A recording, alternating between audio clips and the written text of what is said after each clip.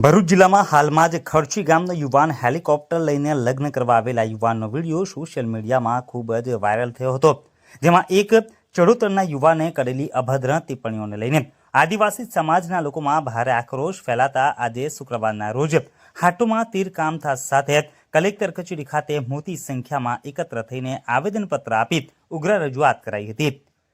ભરૂચ જિલ્લાના ઝઘડિયા તાલુકાના ખર્ચી ગામેથી વસાવા આદિવાસી સમાજના યુવાન દ્વારા ભરૂચ તાલુકાના નિકોરા ખાતે હેલિકોપ્ટરમાં જાન લઈને લગ્ન કરવા આવ્યા હતા, જેનો વિડીયો સોશિયલ મીડિયા ઉપર ખૂબ જ વાયરલ થયો હતો, જેને લઈને સોશિયલ મીડિયામાં લાલાભાઈ નામના યુવક દ્વારા આદિવાસી સમાજની યુવતીઓ માતા બહેનો ઉપર અભદ્ર અને તુચ્છ ટિપ્પણી કરવામાં આવી હતી, જેથી આદિવાસી સમાજના લોકોમાં ભારે આક્રોશ ફેલાયો હતો।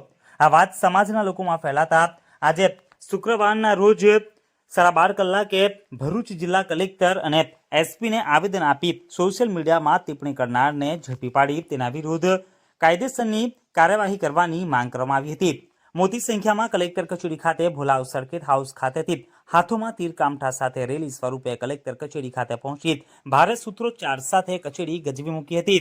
આ કાર્યક્રમમાં આદિવાસી નેતા મહેશ છોટુભાઈ વસાવા, દિલીપ છોટુભાઈ વસાવા સહિત સમાજના આગેવાનો, ભાઈઓ બહેનો મોટી સંખ્યામાં ઉપસ્થિત રહ્યા હતા।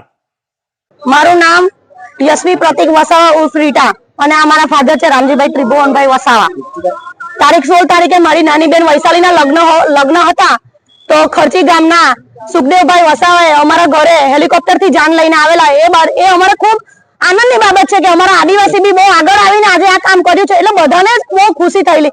પણ અમુક સમાજના તત્વોએ એટલું બધું ખરાબ કમેન્ટ કરેલી, બોલે તો ભરૂચ, પૂછે તો ભરૂચમાં કમેન્ટ કરેલી છે। એમાં એમને એવું લખેલું કે ભીલડાઓ બી હવે હેલિકોપ્ટરમાં ફરતા થઈ ગયા છે। તો મેં એને કમેન્ટ કરેલી કે ભાઈ તારે બી ફરવું હોય તો તું બી ફર, તું બીજાનું કેમ આવું બોલે?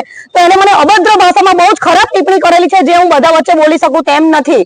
અને એમને એવું કીધેલું કે ચરોતરમાં ખેત મજૂરી કરવા આવે તો તમારી બહેન, દીકરી અને યુવાનોને, અમારા યુવાનો એમને એવું કરે છે એટલે તમે બિયારણ તો અમારું જ છે ને।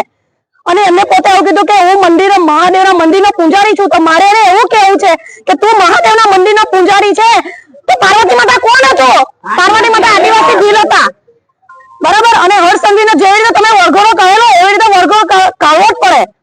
અને જ્યાં સુધી અહીંયા આવીને એને પોલીસ તંત્રને મારી નમ્ર વિનંતી છે કે અહીંયા આવીને એને ઘસેટીને ના લાવે અને મારે ને મારા સમાજ વચ્ચે માફી ના માંગે ત્યાં સુધી એને માફી મળશે નહીં।